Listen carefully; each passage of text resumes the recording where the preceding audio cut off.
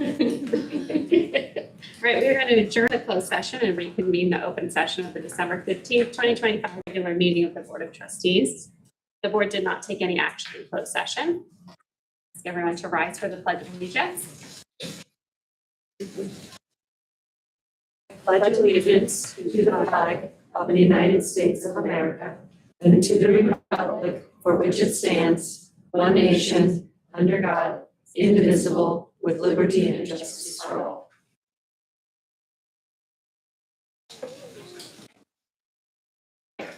The next item on our agenda is a school program highlight. This meeting, it's from Wagner Ranch.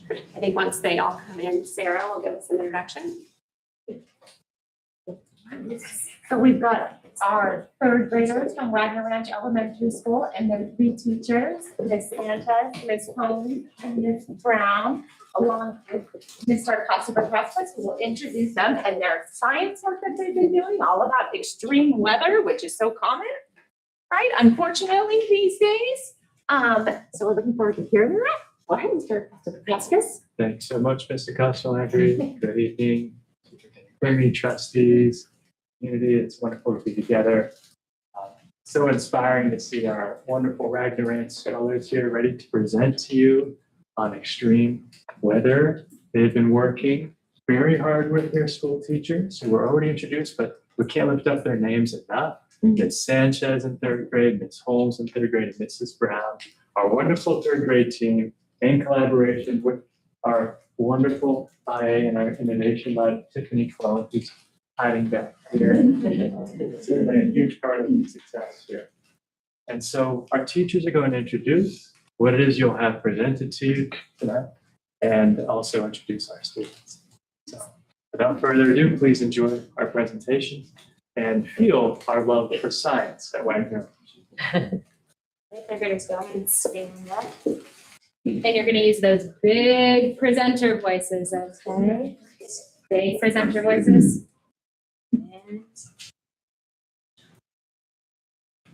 Hello, Joey. My name is Xander.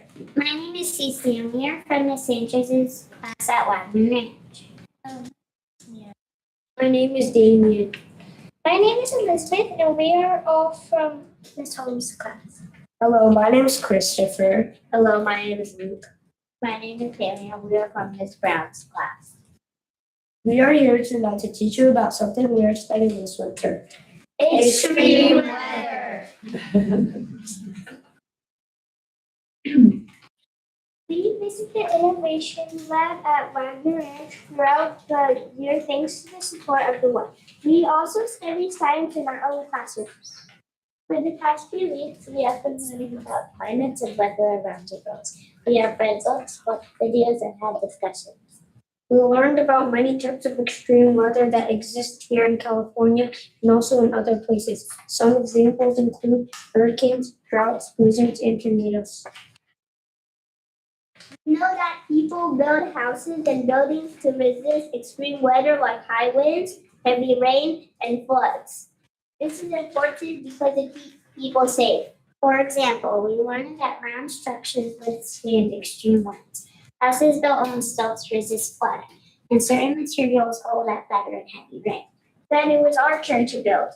Each group designed and built a weather-resistant model house to protect the Lego figure inside. Here are our designs. We got to build with these things: craft sticks, stick footing, cardboard, chipboard, plastic wrap, wax paper, aluminum foil, straws, rocks, and 3 types of tape. We had to brainstorm and make a detailed plan with all of our materials labeled before we started. Here are our straight.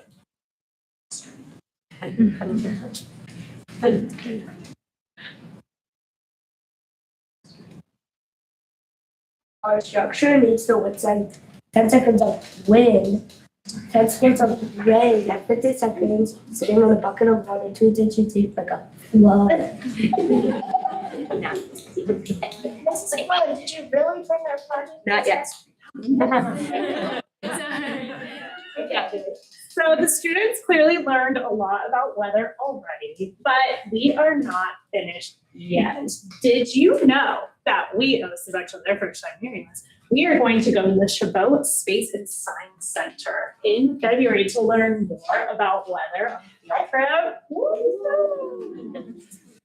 When we come back from winter break, we will continue our study of several types of extreme weather through group research projects. They also don't know this. Through the research projects, culminating in the creation of Google slideshows.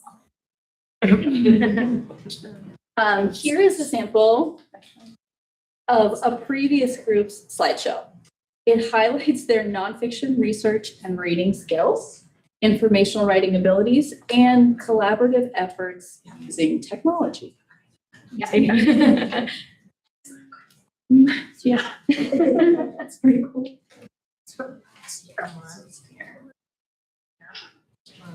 Right.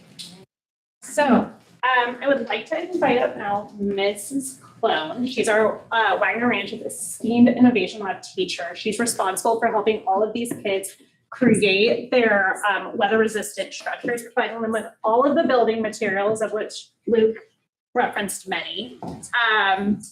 She even 3D printed all of these little like stands on the bottom that to help keep them stable. She provided those materials, she helped them test, and she's helping them test their structures. We are very thankful for Ms.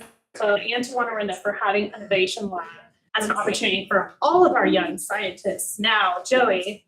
Mrs. Claude, did you really bring the project to us? I sure did. All right.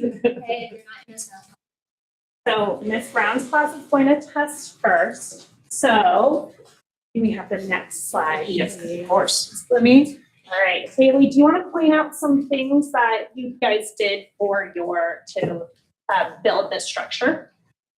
Rock on the bottom so it won't float or blow away. Rainproof roof with space in the attic in case of flooding. Built secure to the bottom to survive the flood water. So this is our little guy who's going to be sitting inside the structure. If his couch survives and his house doesn't blow away, then we consider this weatherproof resistance a success. If he knocks down like that, It's okay. Well, he's allowed to fall over, but the couch can't get wet. Okay, so I'm gonna ask for people's help counting. We're doing 10 seconds of wet, so that's where we're gonna start, all right? So I'm gonna stand this far away. Ready, you guys can count with me. 1, 2, 3. Oh, no. Oh no. What happened? Oh, it is.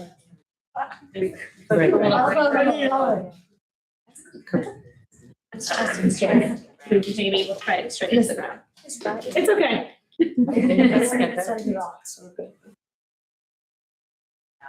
Oh, no, that was a good one.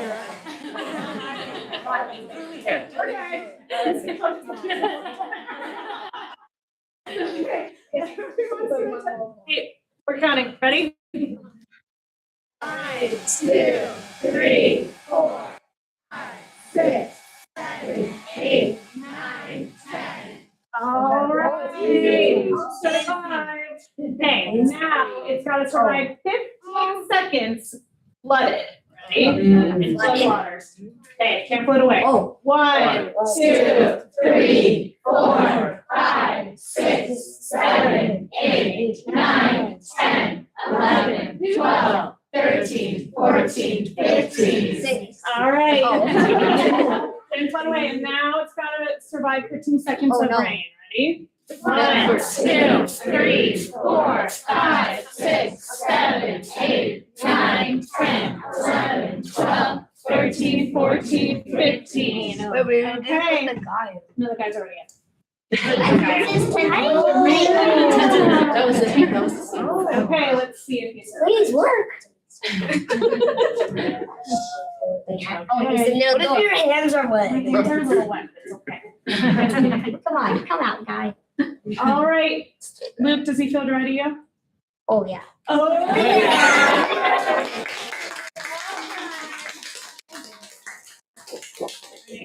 Oh, I could be like. Okay, Ms. Brown, take a bow.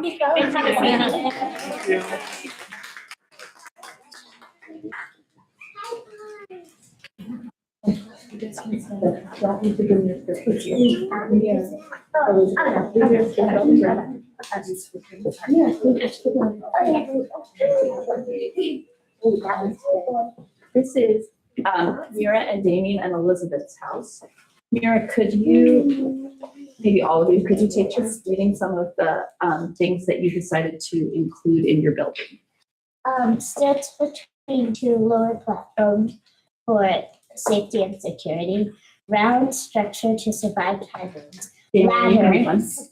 Mira, let Damien read one. Damien, go. Ladder so residents can climb to attic space. And then Elizabeth. Moisture proofed roof and exterior wall. Okay. This is very tall. I already put the guy in there. You did? Okay.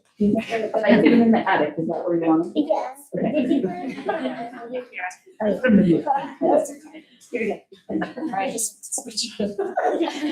put it on high. So you gotta be high too. Are you ready to count? 10 seconds? 10 seconds.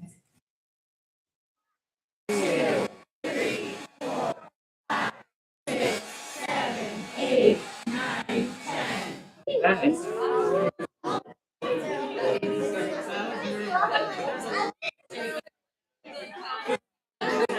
The guy in the attic is shaking.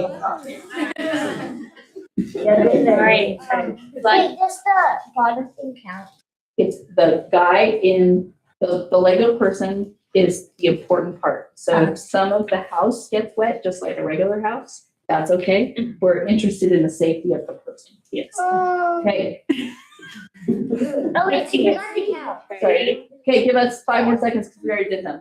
1, 2, 3, 4, 5, 6, 7, 8, 9, 10.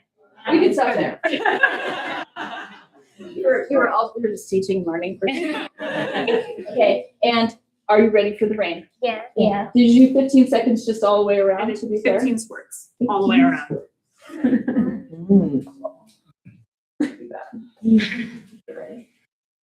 One, two, three, 4, 5, 6, 7, 8, 9, 10, 11, 12, 13, 14, 15.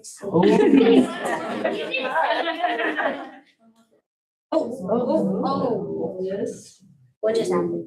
Does it still count? So it's a little waterlogged. It's okay. But it's still standing. Wait, wow. We have a towel. How do you cook them up? It's just control. Hi.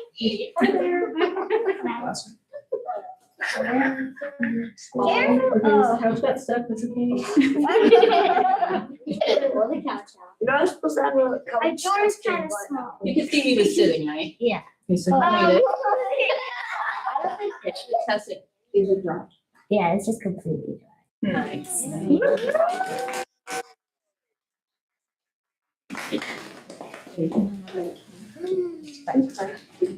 about the patient? All right. Right, you guys fix it. My pasta has the restrictions.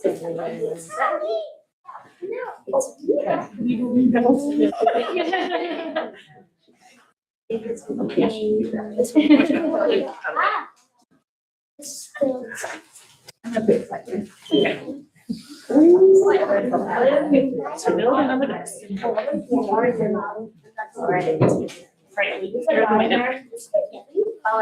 Cece, why don't you go ahead and tell them about your house? Planted roof to help with heavy winds. Ice dust to avoid potential flooding. Wrapped in wax paper, plastic, wrap, and foil for rain. All right, are we ready for 10 seconds of wind? Okay. 2, 3, 4, 6, 7, 8, 9, 10. It's so bad. It was 15 seconds.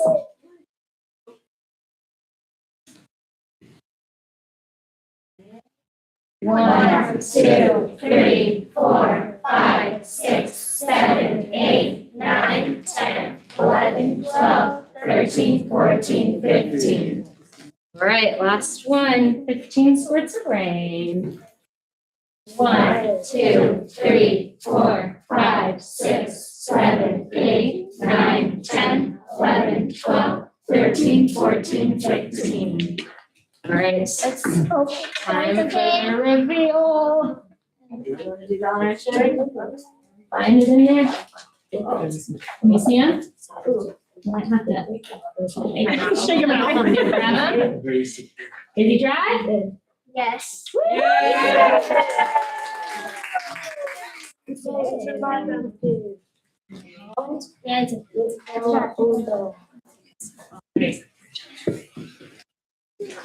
Yeah, figured if you go ahead and stand up for this last part. I think there's one more step. Just like all ideas, some of our ideas we are successful and some were not. This week in the innovation lab, we can learn from these results and make our designs even better. Thanks for listening. Questions?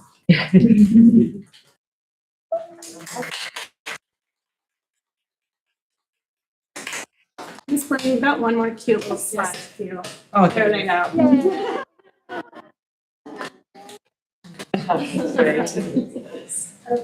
Thank you so much. That was amazing. The demonstration was really cool.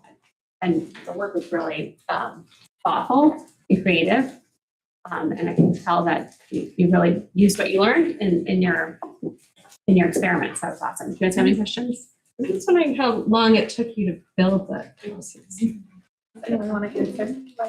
And did you have any like trial and error that you kind of thought you were gonna do something and then you went and did it? Oh, Joey, go for it. We had a day in the innovation lab to plan and another one to build. And then on Thursday, we went over to the lab and kept adding more things to help him. Yeah, that's all I did. Go ahead, yeah. We also had to wait a bit of a lunch recess. Very dedicated to getting these ready for you. But we spent so many times that they would spend all of their lunch recesses in innovation. It's the best. And that actually shows like how engaging the project is when you want to continue working on it at lunch. So that's great. Those. Yeah. So does anyone want to be an architect now? What about a meteorologist? Great job. We're so proud of you. And you're so brave to come up and present to us, so courageous. Thank you for doing that. I have one other question. Hillary asked it, but I don't think anybody might have heard it. Was there something you tried when you were making the structures that did not work? If you're like, I think this is gonna go well, and then it did not. First time testing this year. Wow. What about when you were building? Were there any like groups that maybe we were? Or anything that we were wrong? Or the stills, anything that you were stills? We might tell them. Get one this time. So we didn't do zigzag stills because there's stands on the bottom and I was like, we can't really get those. We can't like really get them to like get firmly on the ground. It's like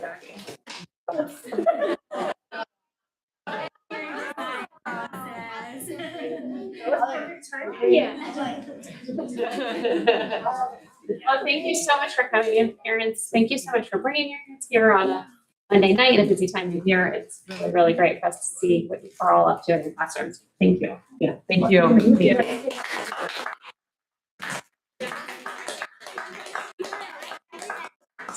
Can the students come up this way? We'll take pictures. Yeah. Let's leave our skirts on the table. Thank you. Come here. This way, they're good. Okay. Here's.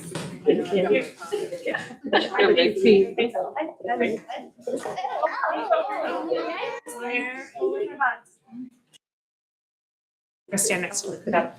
Angel Mitchell's name.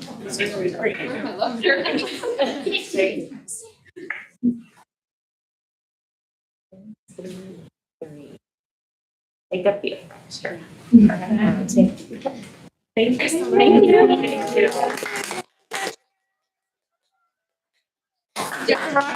you.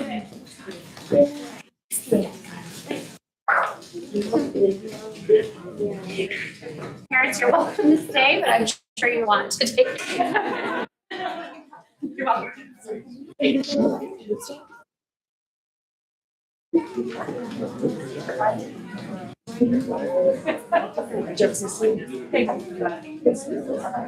Yeah, I was the grade.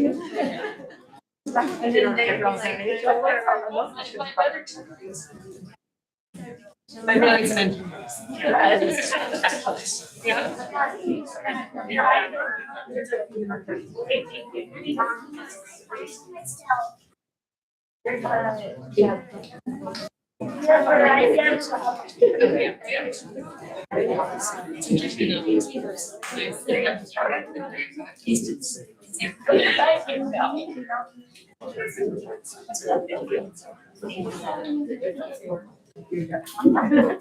All right, are you ready to keep going? Yeah. Okay. Moving on to public comment. At a regular meeting of the Board of Trustees, the public may comment on items within the subject matter jurisdiction of the governing board. For items on the agenda, the public may comment at the time the board considers the agenda item. For items not on the agenda, the public may comment under item 8A, comment. Board of Trustees request individuals who would like to address the Board of Trustees on an item do so by filling out request to address the LUSD board, school board card and turning it into the superintendent prior to the agenda item. Cards are available at the meeting. Comments are limited to not more than 3 minutes. Groups are asked to limit their comments to a total of 5 minutes. The board shall limit the total time of public comment to 20 minutes. To comply with the Brown Act, the board may listen to comments from the speakers, but can neither discuss nor take action on the issues presented. Is there any public comment? There's no public comment. Okay, and moving on to action items. First, we have item A, which is our 2025-26 first interim budget. Turning it over to Mika. Thank you. So this is the budget report. After the budget is developed in May, presented, state enact their budget. So there will be some changes from that time to now. And also we estimate the personnel cost and actual employee hired might be different setup. So those things we revise our budget. And this is the first checkpoint as of October 30th. You just keep talking and I'll follow you. Yeah. Thank you. Thank you. So today is December 15th, first interim. Next check-in will be second interim as of January 31st, March 15th. So first interim revenue, the combined revenue, we received 62% from state. This is based on the ADA, average daily attendance. 1% from federal. This is used for PD and special service assistant. State budget is, state categorical revenue is mostly one-time money. It's used for PD and some special ed programs. Right, I'll be on. Oh, Like two. I was on the pie chart. And Sorry, Oh, thank you. Sarah. Go ahead, yeah. Oh, You're fine. I skipped. I'm sorry. It's okay. I skipped. We can go back. So do you want to go back to where you were? Sorry, I skipped my slide. So CBET's number, October, first Wednesday of October came back 2,706. This is 112 student more than last year. And from budget development, it was much more too, and we talk about it later. Unduplicated pupil count, this is the foster youth, free and reduced, and EL population. That was 5.2% last year, and this year it is 4.8%, declined a little bit. Average daily attendance that we used was 96.4% to project the revenue. This is from last year's ADA. The quota cost of living adjustment is 2.3%. STIRS rate hasn't changed for several years. PERS rate actually went down slightly this year. We have multiple one-time money we are expecting to fully spend at the end of this year.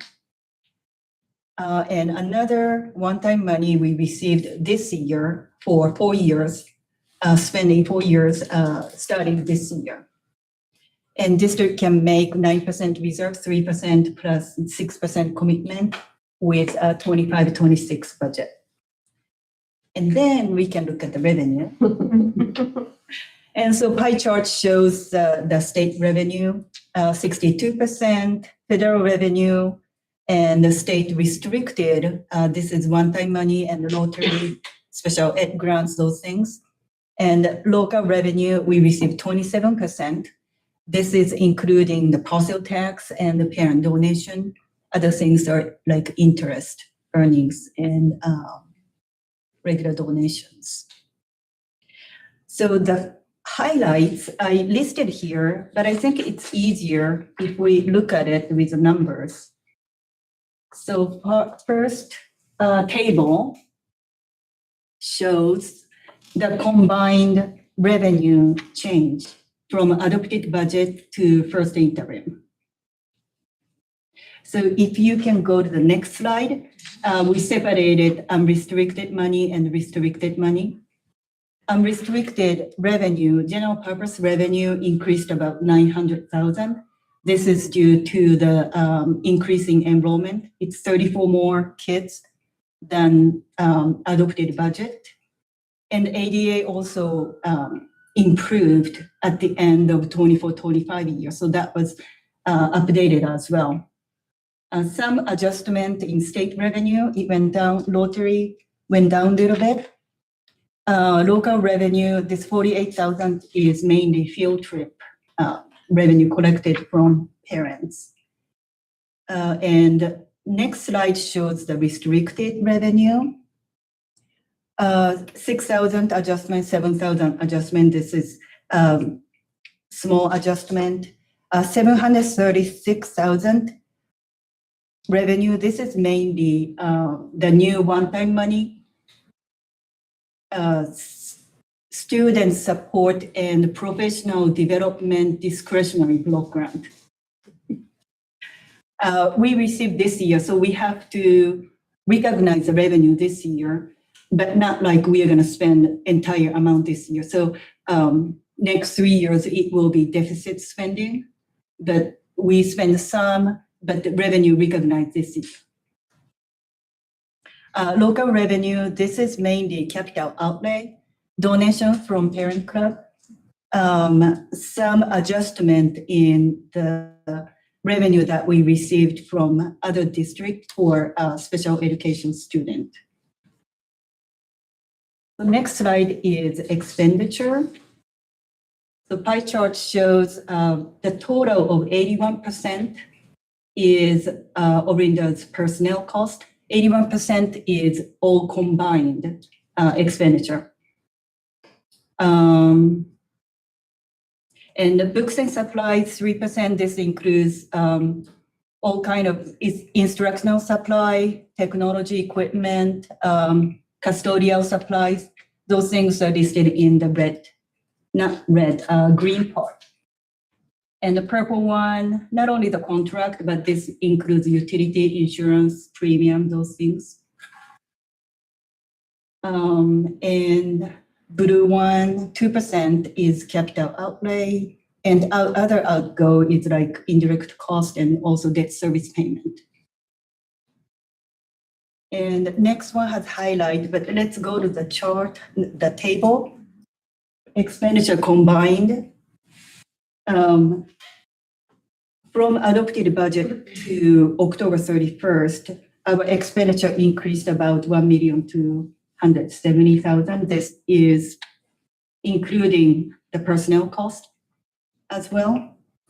So next slide shows the unrestricted and then restricted separately.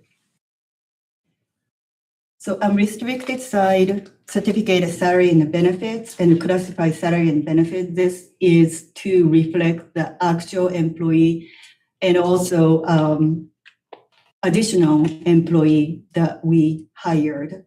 Originally, we were planning to increase by 5, but with the increase of enrollment, we needed to hire more teachers. Contract and services, 186,000. This one is a field trip. And also MNO needed to take care of the landscape and the golfer thing. So we needed to increase the contract. Other outgo decrease was the adjustment for indirect costs. And next one shows the restricted expenditure. With the actual employee, special ed personnel cost actually went down. So that was reflected in certificated and classified salary decline.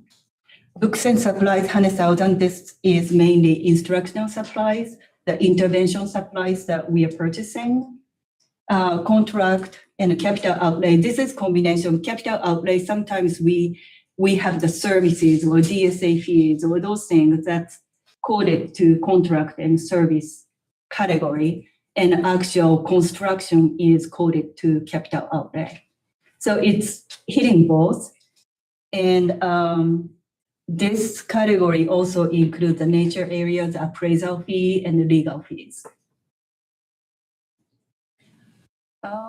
And before we go on to fund balance, do you have any questions? So next one shows the fund balance. So with the adopted budget, we anticipated net decrease was 651,000.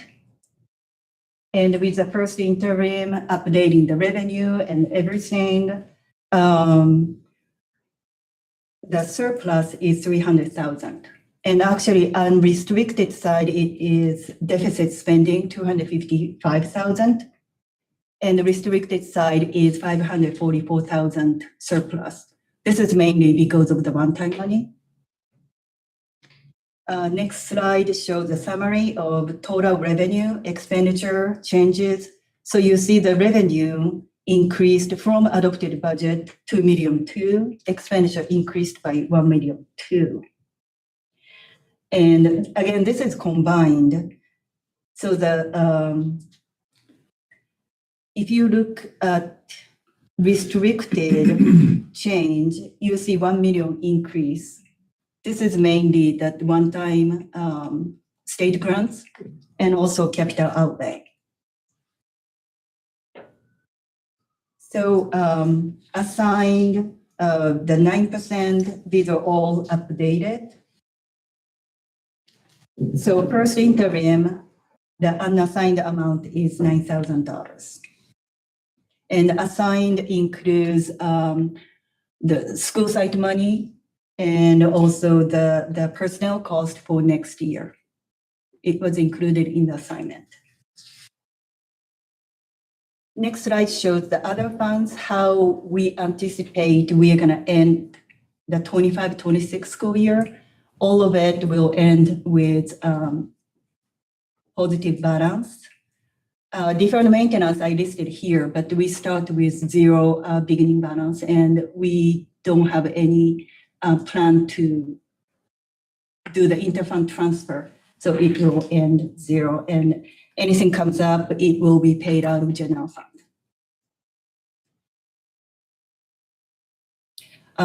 Next one is multi-year projections. And we're gonna talk about the assumption first. So 25-26, like I said, it increased by 112. The enrollment is 2706, and we anticipate it to go up next 2 years, 89 and 80. Step and column, we used 1.5% increase. Quota is 2.3, 3.02, 3.42. LAO mentioned next year's quota might be 2.51, but we really don't know what's going to happen. So we will need to wait for the January's governor's budget workshop. CPI 3%, about 3% all years. CalSTRS, again, it hasn't changed for several years. CalPERS actually decreased this year, and also their projection decreased for next 2 years as well. So it is reflected in the NYP. Other assumptions, in 26-27, with the enrollment increase, we increased certificated FTE by 4.5 FTE. And in 27-28, we increased by 3.0. Classified increase is already also included. It's about 1.0 FTE. Again, the one-time funds that will be fully spent by the end of 25-26. And most of it will be replaced by the new one-time funds that we are receiving. Election cost in 26-27 is included, and the health benefit 5% increase is also included. Cost of goods and services increase is reflecting the CPI percentage. So that was included in the NYP, and this is how it looked for this year and next 2 years. So in 26-27, we will have deficit spending, but we anticipate will be surplus. And we can make 9%, and we have good amount of unassigned category. And our ending fund balance, June 30th, it's about 7.4 million, 7.3 million, or 8 million. This is about 11% of our expenditure. And according to the state, 23-24 average like size elementary district has 25% in ending fund balance. So compared to those other schools, we have less. And the reason why smaller district keeps higher ending fund balance is because when you're smaller, when economy goes bad, we don't have capacity to respond to really bad economy. So our 9% reserve is about 1.5 months worth of payroll that we can pay. So that was the last slide. Reviewing first interim. Orinda has enrollment going up, and it is really helping. And we anticipate that to go on another several years. But when you look at the birth rate, this year was the peak for the TK, and it is going down. But then our enrollment goes up because of the smaller cohort being promoted, and we have bigger cohort. So we anticipate it to go up. And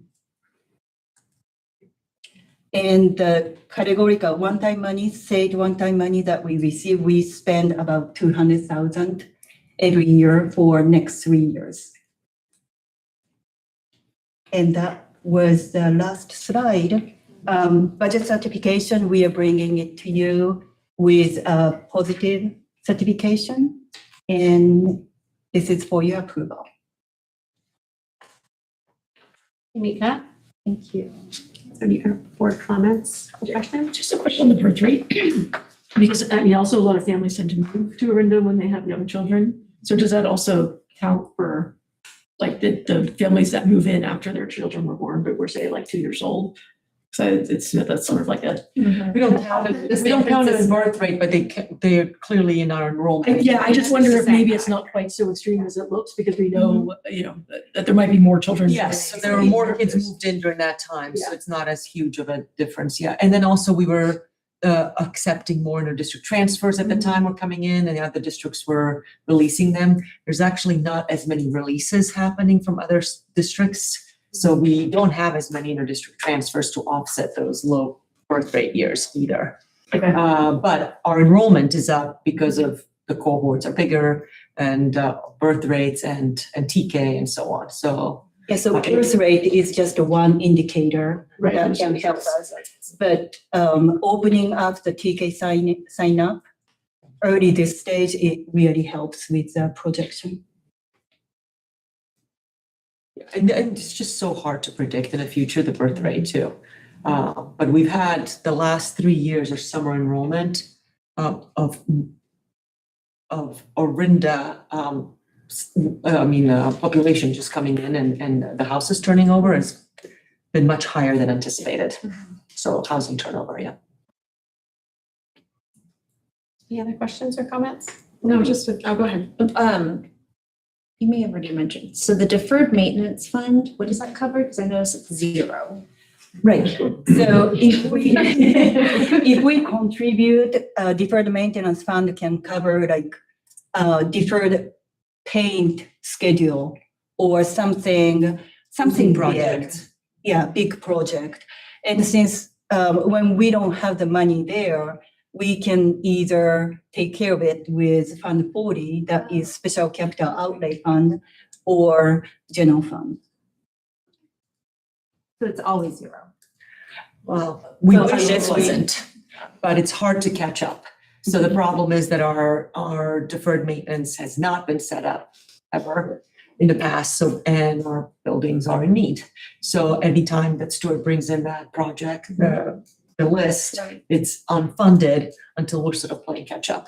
Now with that, Reason for our facilities master. plan. correct, so we have a facility master plan, we can hopefully, the money that's coming in from the state can only be used for repair of the buildings will hopefully go towards the deferred maintenance.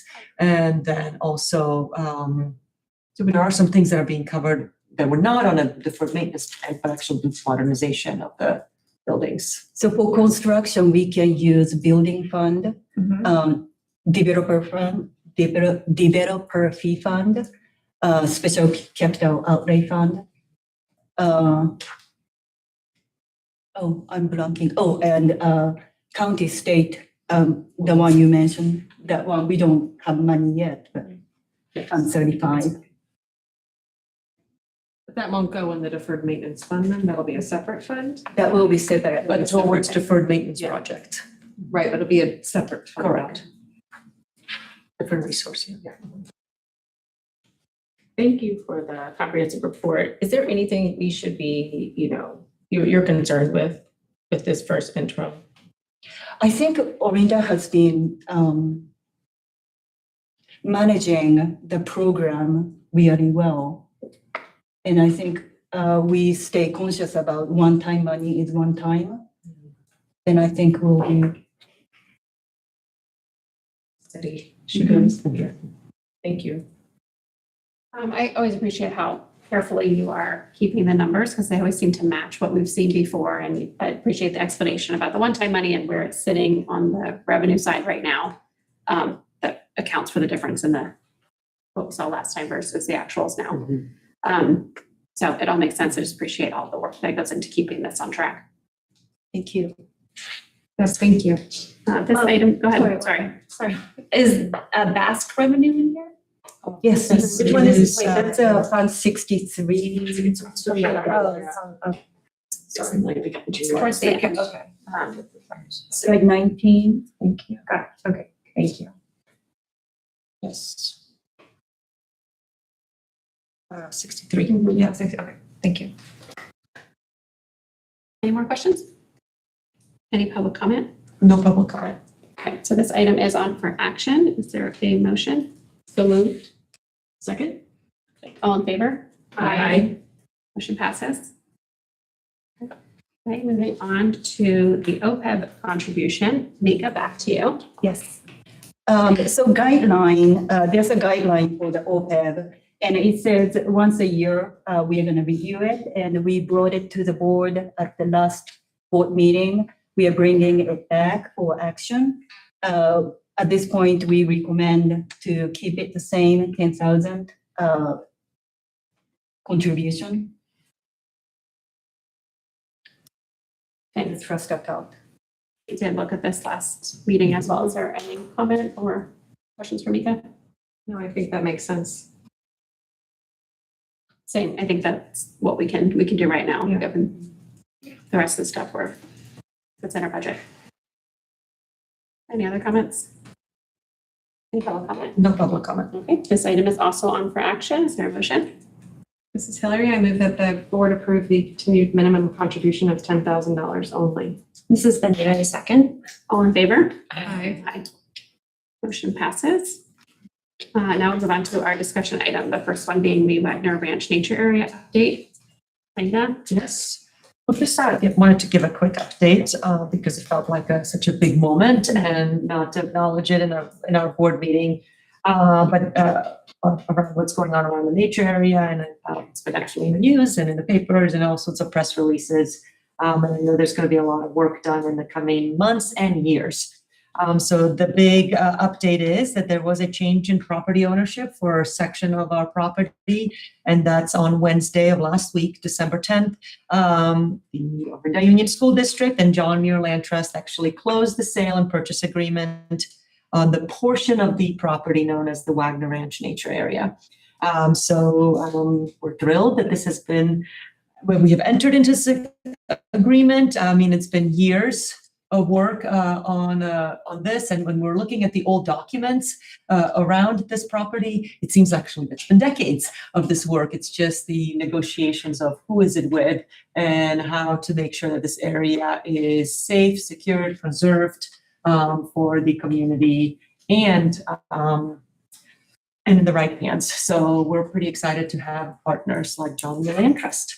So with that, just to clarify what the property boundaries are, and I'm sure they'll be much more clear in the future as there's clarity in the fencing and such. This was the 33-ish acres in the past. The bright orange line designates where the fencing will be. And the fence has to be installed as per contract with John Muir Land Trust by end of the school year, which is May 31. And then these just under 16 acres of this section above that orange line is now owned by John Muir Land Trust.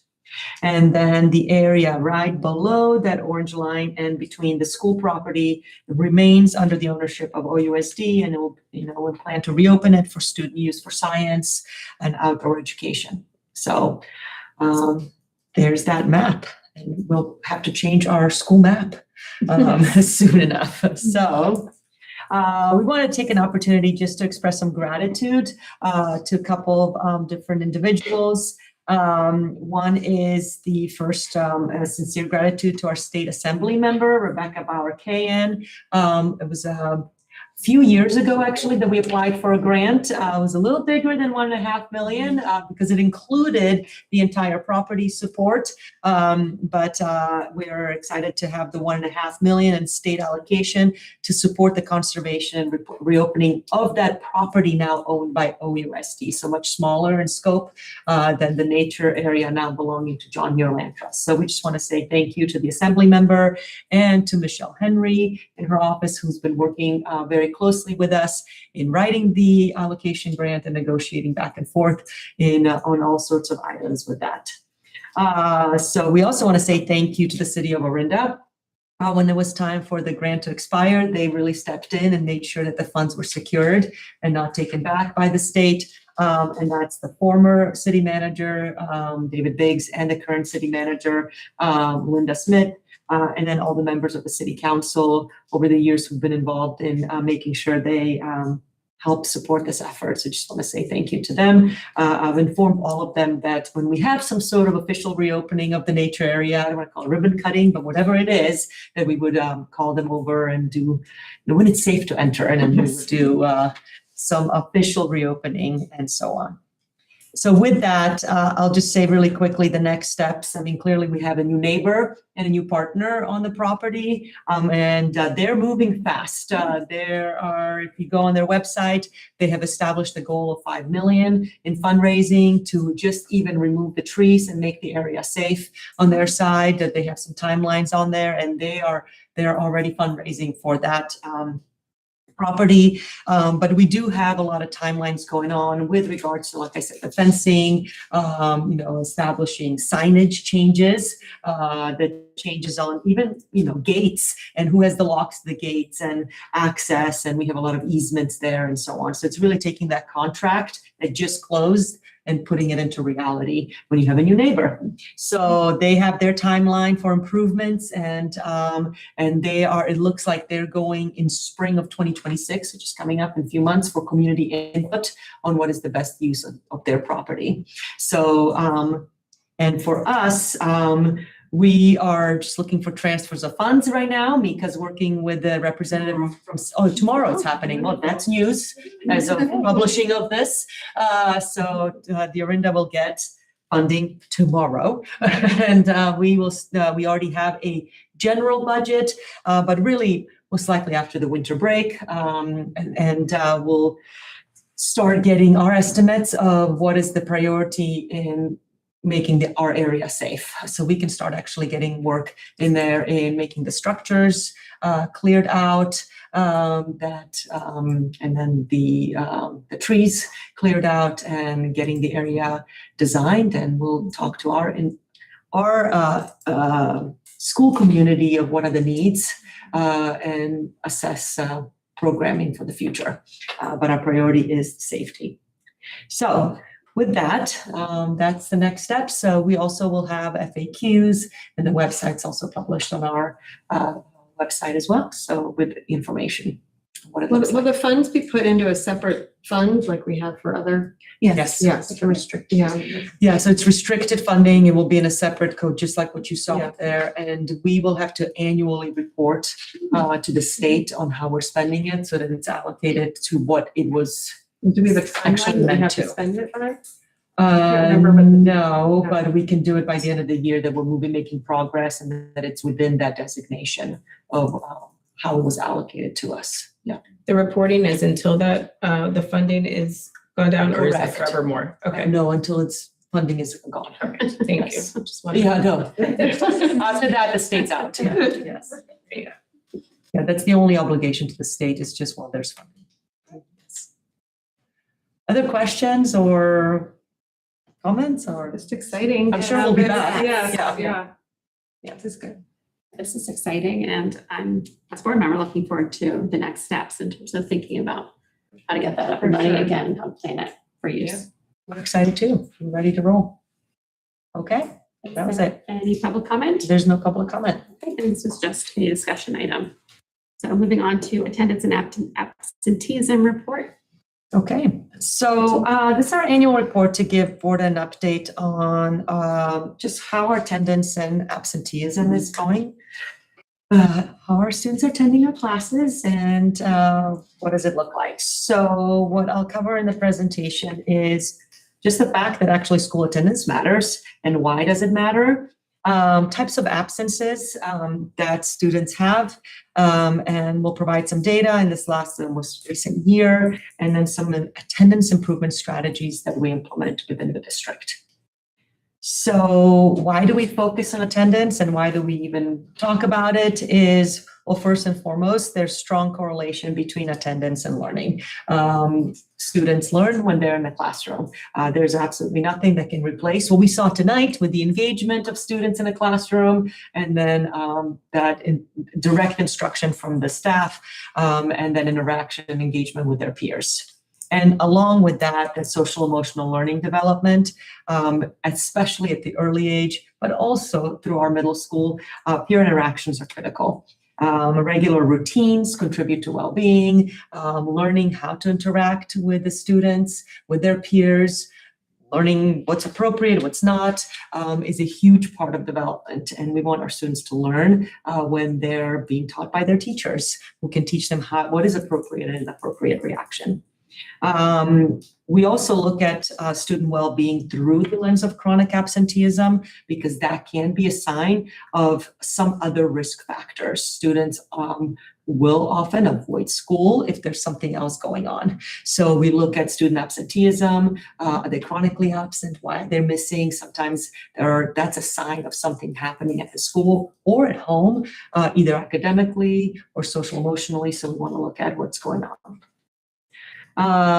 Regular attendance actually decreases at-risk factors. So students who are regularly present in classes, their at-risk factors of behaviors and other items actually go lower down. And then there are financial as a connection to the attendance, as Mika just presented. She had a number in there of what is our average daily attendance, and I'll explain that in just a minute. But student attendance actually determines school funding and resource allocation. So we are funded by student attendance. When students don't come to school, we actually don't get funded. And it is a legal requirement. Students have to go to school, and chronic absences may lead to school intervention. So when students are chronically absent, we must intervene. So this is one of the biggest confusions I think out there with parents, even our staff members. What are the types of absences out there? And really the two big buckets are excused and unexcused absences. And excused absences are student illnesses. Mental health has actually in more recent years been added as an excused absence. Family emergencies, religious observances. Those are things that are by Ed Code considered excused absences. Unexcused, and it's kind of an unfortunate name to it, even though I could excuse my child from school with a phone call, is considered an unexcused absence. Could be unverified, like a cut. My kid could get out of the school and me not knowing it. Or vacations, college visits, suspensions, truancy, all of those things are considered under the same bucket of unexcused absences. Students are considered to be chronically absent when they miss 10% or more of total school days, regardless of the absence reason. So they could be ill or they could be on vacation. Regardless of if it's excused or unexcused, if they're not coming to school, the state considers them chronically absent if they're 10% of whatever the days we've been at school. And schools receive funding for students who are present. They don't receive funding if they're not present, regardless of the absence. So we will often hear from parents or staff members, but they're ill, we must be receiving funding. And that's not the case. So it really is, if the student is in their seat is when we get the funding. If they're not there, regardless of the reason, the school doesn't get funding. So this is something that we try to communicate at every incoming, like TK nights, at open house, back to school nights. But it just doesn't seem to, it's that unexcused term or excused term. If it's excused, that they think that it's funding is okay. So it's a little tricky. Okay, so where are we with our data? We monitor chronic absenteeism very closely, and again, it's 10% of the total school days, regardless of the absence reason. So we are that green little bar. The kind of a darker blue line is the county, and then the other blue, lighter blue is the state. So as with other data, we are significantly attending school at higher levels than at the rest of the county or the state. I mean, that's a really big discrepancy in the numbers. But we're looking at our own progression and our own numbers. So last year we were able to report that in 23-24, we were really actually back to almost pre-pandemic level, around 4%. We have inched back just a tiny bit in 24-25, and it shows a slight increase in chronic absenteeism in numbers. So that's not where we want our data to be going. We want to be going down. So this is, we'll talk about it a little bit. Actually, it's right here. So chronic absenteeism is in our LCAP. as a mandatory metric, and we must look at it. And therefore, it's also in every single plan for student achievements for all our schools. They have to look at it as well. So district-wide in 23-24, there were no student groups that are in orange or red categories. Those are the categories that we must examine really in detail about what's going on.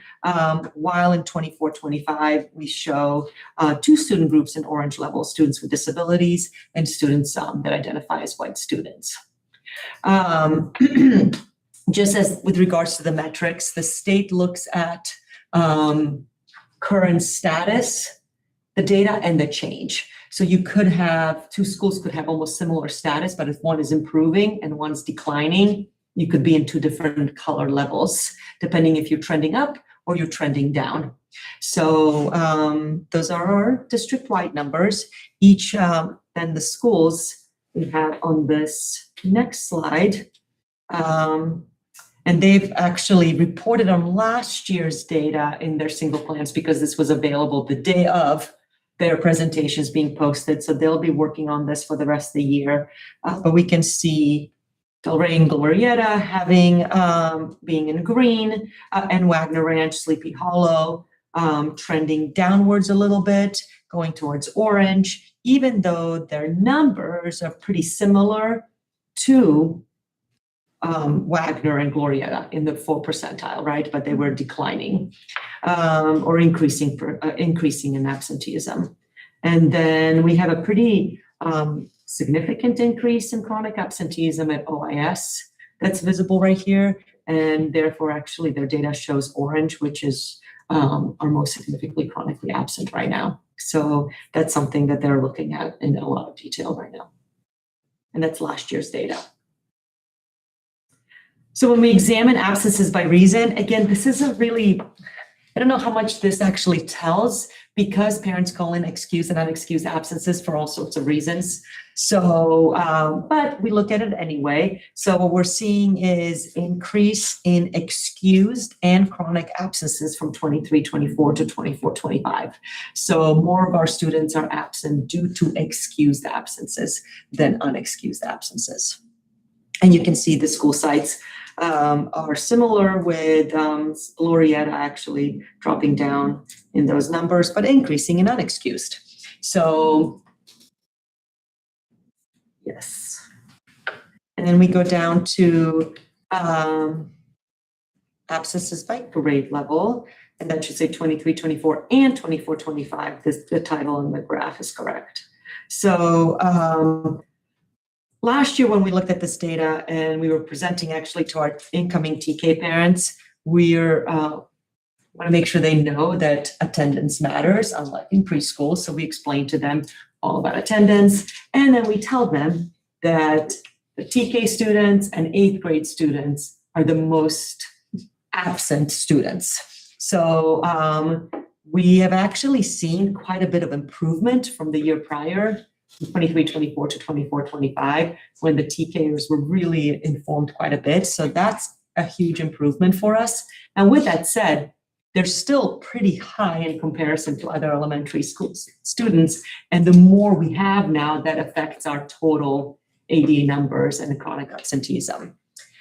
We also see an increase in 6th grade. So when we look at those numbers at OIS, of where's the increase in percentages of students being absent, it's actually increased in 6th grade, while the other 2 grades have decreased. So just data to look at and better understand of what's going on. Okay, average daily attendance.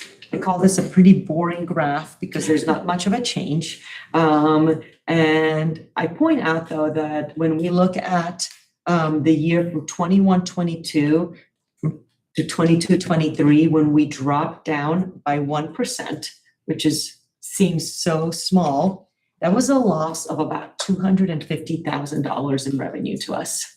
So that's a really significant difference in ADA. So we leave that there, that we want this graph to be really boring, and we want these numbers to stay very steady, if not up. So we have a very high average daily attendance, but a small drop of 1% is significant for numbers for a district like Orinda.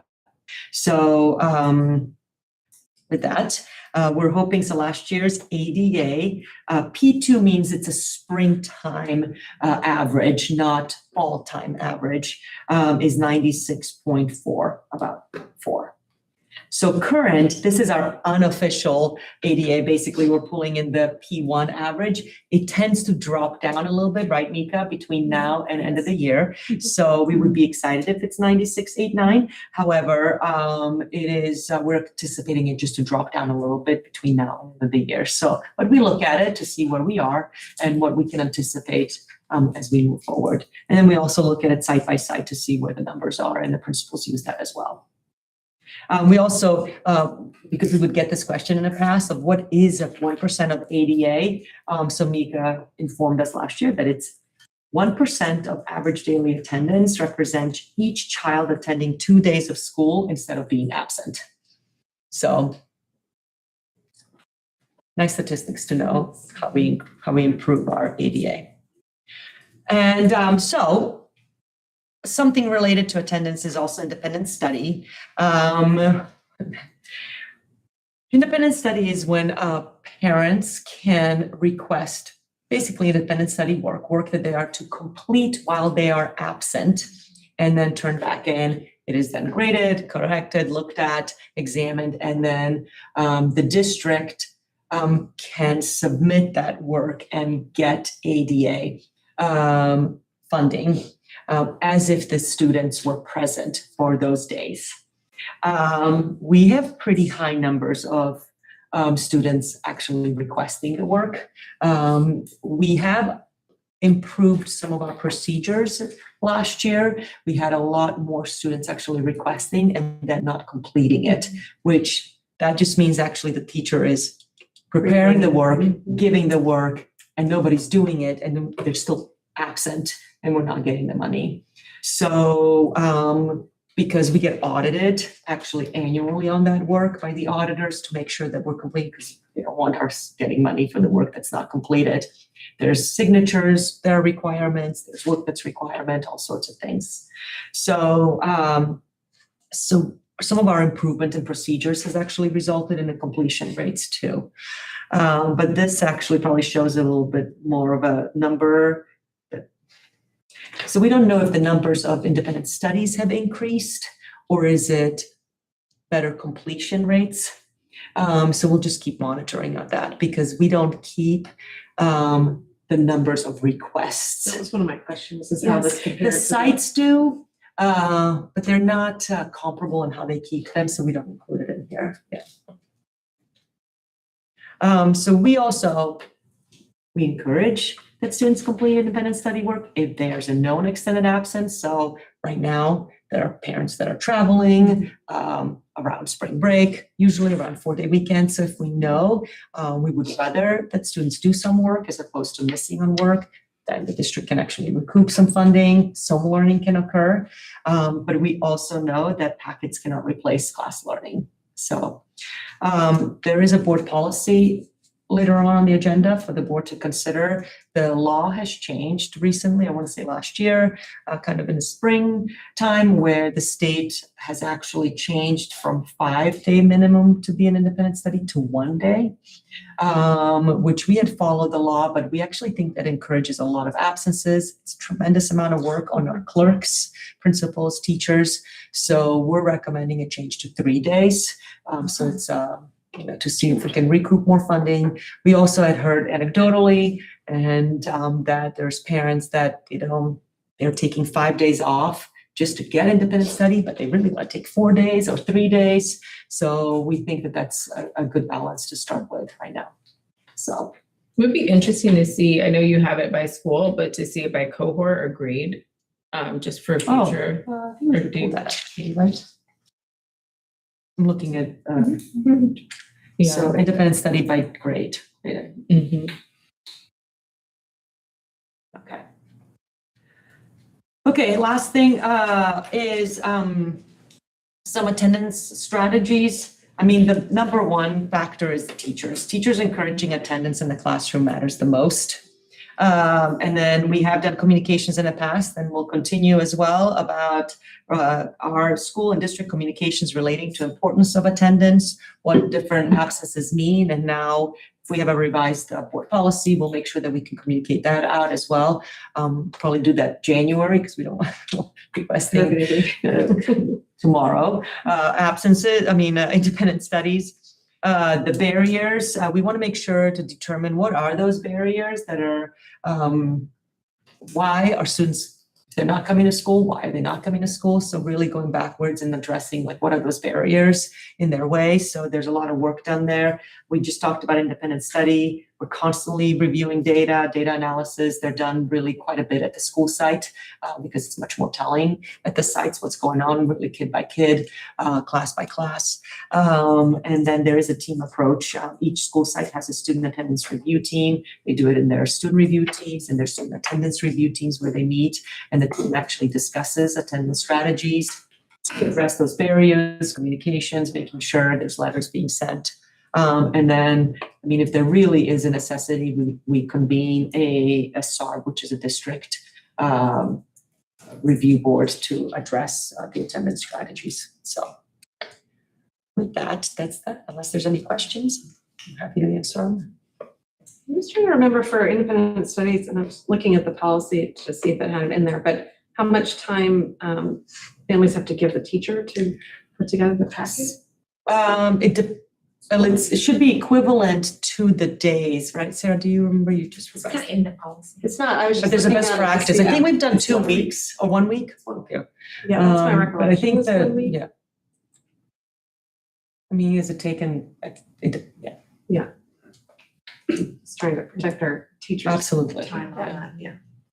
But I actually support the 3 days. I know that's later. Yeah. Will that go out in a communication to the community We'll or? communicate in January Okay. about that, because it wouldn't have enough Right. time now. Yeah. This is all helpful. I was wondering if you have any thoughts on the middle school and OAS and why that would have ticked up, particularly in 6th grade or. No. You just have to, when they were presenting the single plans, they were presenting on the data that had improved. And they had just not gotten the data. Right. They just got the data that it hasn't, right? Or they had slipped backwards. So they're just going through analysis of like, who are these groups and why 6th grade? So we can absolutely follow up, but we just don't have it broken down yet. What are those barriers and what are the reasons? The time of year, there was something. Right. The same day. Sorry. I'm just looking at the cohort, right? The cohort itself, as 5th graders had a 7.4% absentee rate, and then in 24-25 went down to 6.9. So actually the cohort itself decreased in 6th grade. Yeah, which is positive, but it was an increase in comparison to the previous 6th grade cohort. Yeah. Thank you. Any other comments or questions? I was just curious, actually, I should have asked this otherwise, but the November date that we just had off with if there was a big drop in attendance, because it was a Tuesday, right? So. There was absences, but not as many as the high school. Right. So, but there were absences. Because I know it was I something think that you we were calculating as several $1,000s Yeah. in, Actually, it was not as big as. not as big as we thought. because it was something that I know we talked about when we were looking at the chart. We didn't think that the impact wasn't as big as we thought. Yeah. Any other comments? Any comment, any board, that? Public comment? Public There's no comment. public comment. Okay, this item is just for discussion. So moving on to Sleepy Hollow irrigation relocation. Yeah, now in the absence of Mr. Watson, I will just cover that during the path of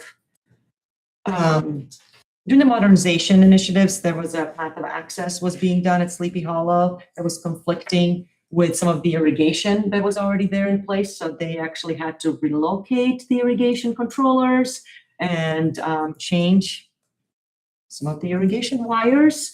They installed new irrigation control wires. It was coordinated with the City of Orinda Public Works to make sure that it all worked together. And this had to be done quickly at the time, or it would have been delayed their project, the travel project.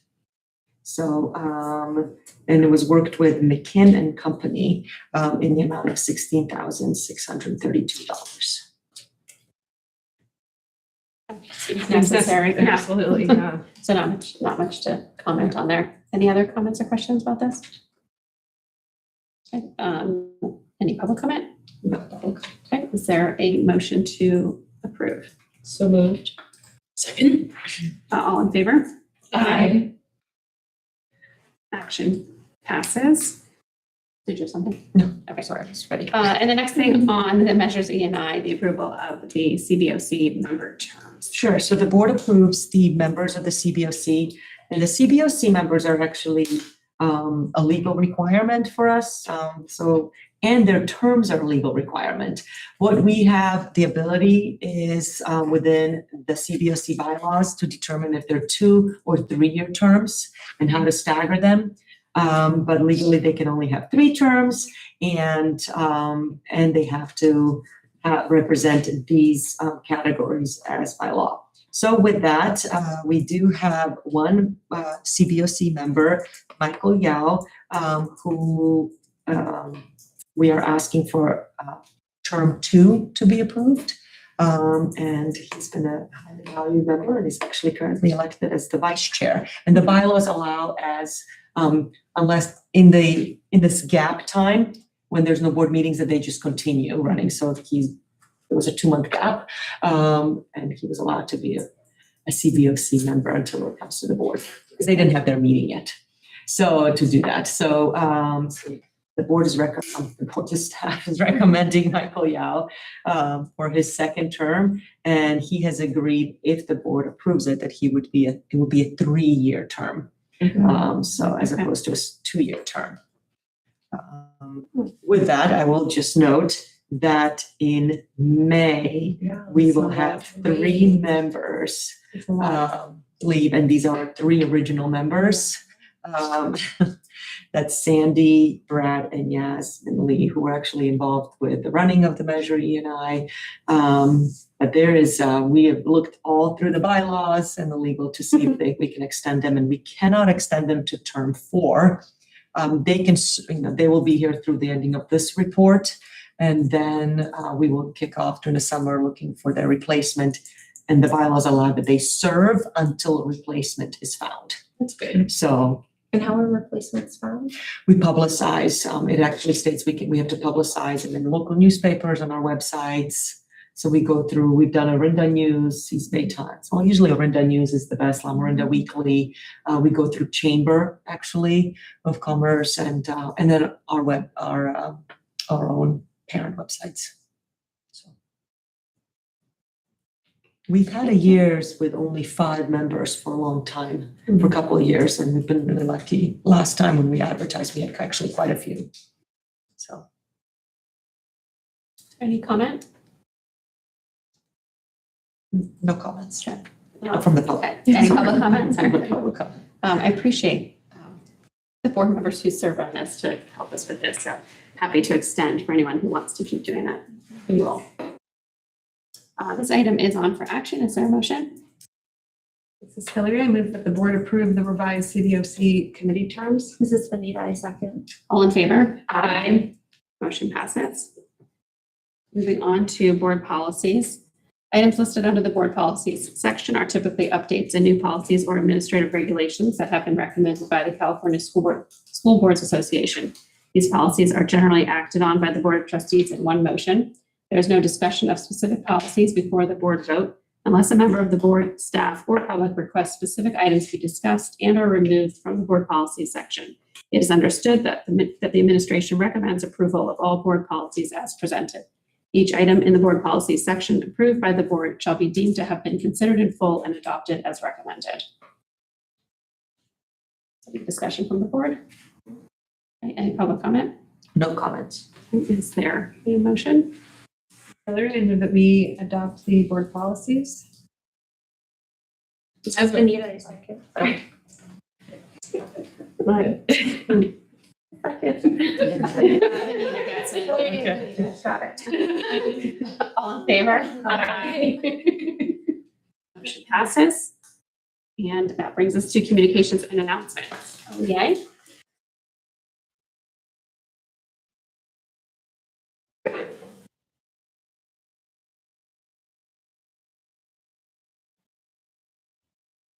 Good evening, members of the board, Superintendent Glennie, and members of our community.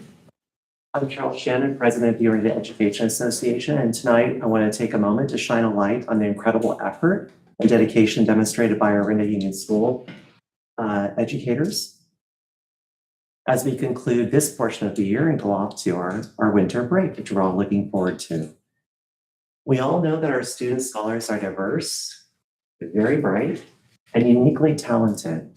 I want to assure the board and the community that our teachers are working exceptionally hard to meet the sophisticated challenge of supporting every one of them.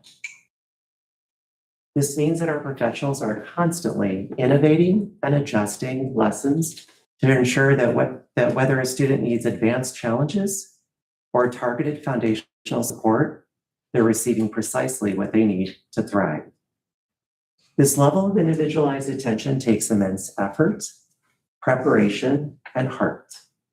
We are deeply appreciative of the high standard of professional commitment of our teachers who uphold every single day to make these positive educational moments happen.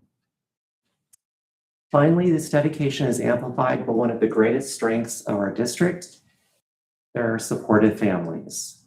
We're truly fortunate and genuinely appreciative of the collaboration we experience. When teachers know they have strong, unwavering support of parents and guardians at home, it allows us to be more effective and focused in the classroom. This partnership is powerful, and we thank our families for their continued investment in their children's success. We are proud of the achievements this partnership has fostered, and we look forward to a successful new year. Thank you. Thank you, Charles. I do not see them from CSEA. No CSE representation. Are there any cabinet updates? No, I just think it's been a great first semester, and we're excited. Break time. Well deserved by all our staff members. Yes. Any board updates? Ed, do you have anything? Oh, I just. Really enjoyed attending the Winterfest. The city put on an OIS choir sang. It turned into a little bit of a Club Orinda party with a DJ and dancing and art. So it was really nice that the city did that. And OIS had another concert last week as well. So 2 concerts in 2 weeks. Attended the 2x2 with Eve, and then sad to miss CSBA this year, but heard it was still great. And I think that's it. I'm sure I'm missing something, but looking forward to the break. The only thing I think I'll add is I'm looking forward to the elementary spring or winter sings tomorrow. So enjoy some of those for senior calendars. Attended the CSBA conference in Sacramento, which was held the first week of December. And I thought it was great to be able to connect with our neighbors, like to speak with our colleagues in Orinda. And attended the school schedule committee meeting last Friday. And I do want to say, I really appreciate the process and the thought that you've put into going through it, like taking it step by step, like last week was about like being empathetic to, and so I think it's all going to help us with whatever is decided by the end of the year. I also enjoyed, the annual CSBA conference. It was a small group one of being able to come just because of life circumstances, but so nice to connect with our neighboring board members, superintendents. Had a few good sessions as well, and it's always nice. Also attended a coordinating council. I think that's the other thing that and then, excited for the break. My whole house is home. So. I also enjoyed the CSBA conference. And it was nice to see colleagues from our local districts that we don't normally see. And then the sessions, the ones that we were able to attend, worthwhile. Let's see, I was also at the school schedule meeting, which again, I agree with Benita. I think it's going well. I was at a one meeting last week as well.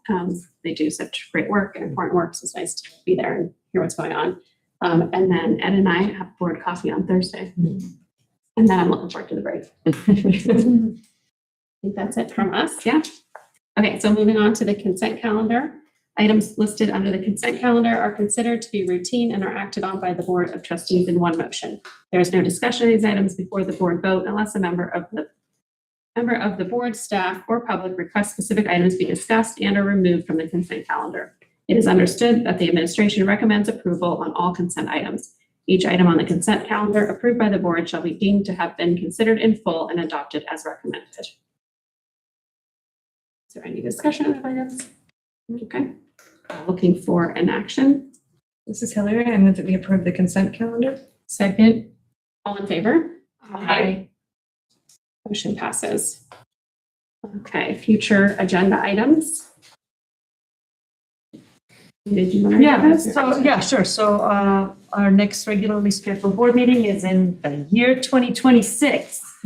Yes, that's January 12th. And we have our English learner report and special education program overview. So two directors on the other side, and we'll have our course catalog annual review. So we'll bring that to you as well as our course pathways. And then in a February meeting, we will be looking at our BASC program update, school safety plans.